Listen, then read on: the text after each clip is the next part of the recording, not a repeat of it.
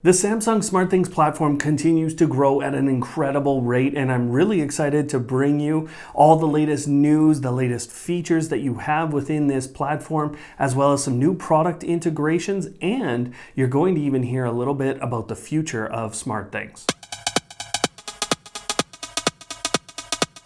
Hello Automators, thanks for tuning in again. I'm Brian from Automate Your Life, and today I'm going to take the frustration out of automation by telling you all about the future of SmartThings and how you can go and employ some new things today that you have access to. So let's get right into the updates. Now, the first thing I want to talk about actually is sitting over here to my left, and this is a Sonos speaker. Now, this is a very old Sonos speaker that I've been using connected to the Samsung SmartThings platform for a long time.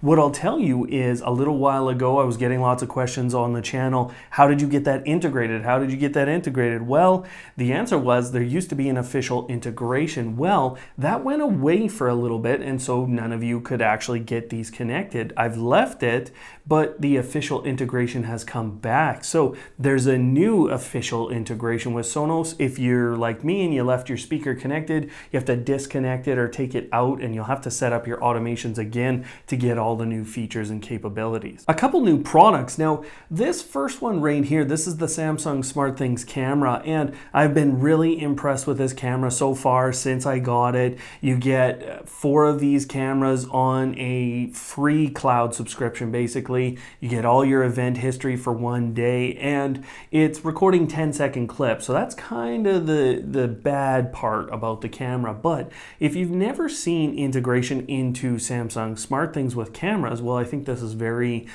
good for you to see. This is how it looks. You're seeing that on screen now. One of the questions I was getting was, is this camera going to work outside the US? Because there were some initial reports of it being geo-restricted just to the US. That's not the case. It's working here in Canada, and it's fully integrated with my smart home monitor. Now, you would have seen a little while on the channel the Wi-Fi smart plug that they put out, but we haven't talked about the Zigbee smart bulbs that Samsung put out with their own branding on it. Those are very nice to look at bulbs. They have a great color to them. They've worked flawlessly since I've installed a set of 4 in my home, and they're working really well within the base lighting automation that you get with Samsung SmartThings. So they've been great so far. One thing a number of people aren't going to be very happy about is SMS notifications actually went away for countries outside the US, but basically the SMS, what we're going to see is, if this then that took that away earlier in 2019,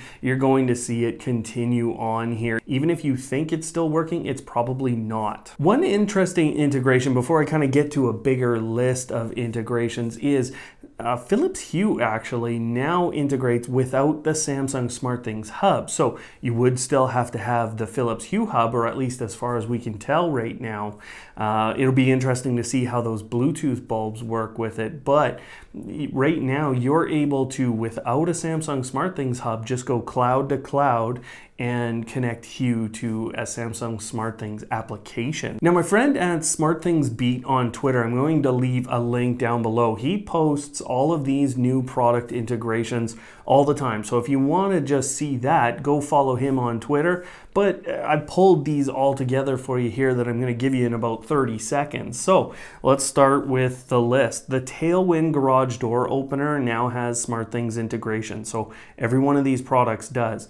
IKEA Smart Blind support is there. Obviously, we've had some delays in the US. Air quality sensors from Aware Nanoleaf, the Illumin by Innovelli, the Wi-Fi outlets and switches from Miros, not all of their products. One of the major initial announcements from the Samsung Developers Conference is actually that Tuya or the Smart Life application, any of those products now have integration with Samsung SmartThings. So that brings together 2 massive platforms. Sensi thermostats, Salus controls, mini smart plug, the iZone Home from Australia, and actually some really interesting integration with a company called Smart Chameleon and their ability to energy monitor kind of at the the meter level. So that's come into SmartThings, and that's kind of a good transition into what's coming out with the platform in general, because there's a developers conference going on and there's some really interesting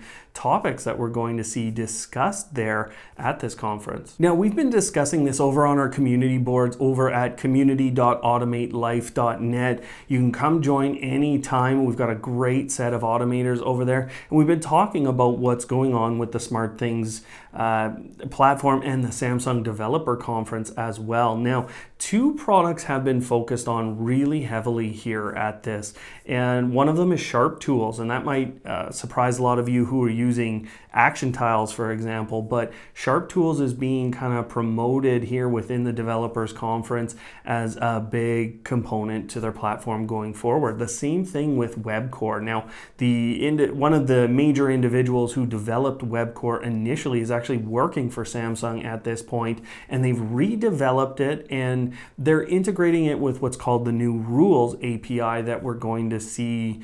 I don't know exactly when at this point. We'll kind of learn that from the Developers Conference, I think. And that new Rules API allows a lot of local execution. So it will be very interesting to see WebCore executing locally and how easy it is to now work within WebCore if we're talking about it being directly embedded into SmartThings. You know, you're going to see a lot of discussions around 5G and how Samsung is planning for 5G, not just around their smartphones, but the smart home as well and the Internet of Things. So they're doing a lot of work there. We're also seeing Bixby still get a major push within the Developers Conference because they want people to kind of come, or companies to come in and develop applications or develop little components for Bixby. So Tizen is what I thought was almost a dead OS, is really heavily being talked about as part of the SmartThings platform and part of the Internet of Things. And then what's really, really interesting to me is how focused Samsung is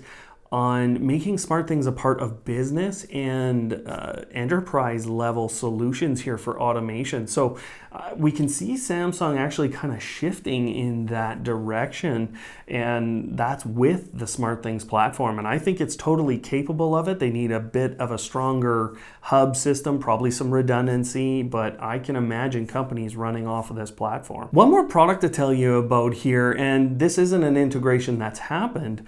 This is something that, you know, you guys have seen SwitchBot on the channel, and they recently started a Kickstarter with their SwitchBot Curtain, and it was funded in 12 minutes, and they've already hit some of their stretch goals, but their furthest stretch goal at $300,000 is integration for all of their products within SmartThings. So now inside the SmartThings application, there's actually some new capabilities here. Now, when you're inside your own automations, you actually have some more capabilities in terms of your trigger events or your action events, in terms of how long you turn on a device and how long it stays on. So you have these delay this action capability. You have more ability to customize, and the interface on Android is actually even better here than iOS than you're seeing on the screen. The auto turn off capability, again, you have this customized feature, but what you're seeing is the ability to wait hours if you'd like to leave on a device or to delay an action. One other nice capability that they added to the application is the ability to actually grab your tiles.